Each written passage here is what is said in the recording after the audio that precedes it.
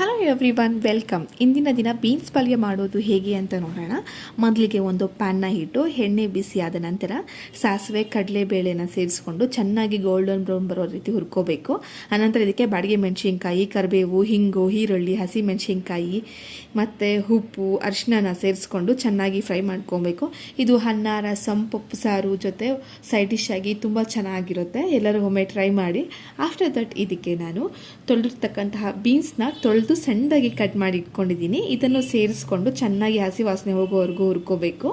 ಆನಂತರ ಇದಕ್ಕೆ ಒಂದು 100 ml ಅಷ್ಟು ನೀರನ್ನು ಸೇರಿಸಿ ಲಿಡ್ನ ಕ್ಲೋಸ್ ಮಾಡಿ ಒಂದು 5 to 6 minutes ಮೀಡಿಯಂ ಫ್ಲೇಮಲ್ಲಿ ಚೆನ್ನಾಗಿ ಇದನ್ನು ಕುಕ್ ಮಾಡ್ಕೊಳ್ಳಿ.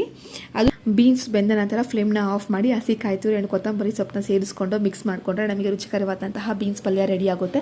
ಪ್ಲೀಸ್ ಈ ವಿಡಿಯೋ ನಿಮಗೆ ಇಷ್ಟ ಆದರೆ ಲೈಕ್, ಶೇರ್ ಆ್ಯಂಡ್ ಸಬ್ಸ್ಕ್ರೈಬ್. ಈ ನನ್ನ ಹೊಸ ಪ್ರಯತ್ನಕ್ಕೆ ನಿಮ್ಮ ಪ್ರೀತಿ ಆಶೀರ್ವಾದ ಸದಾ ನನ್ನ ಮೇಲೆ ಇರಲಿ ಅಂತ ಬಯಸ್ತೀನಿ.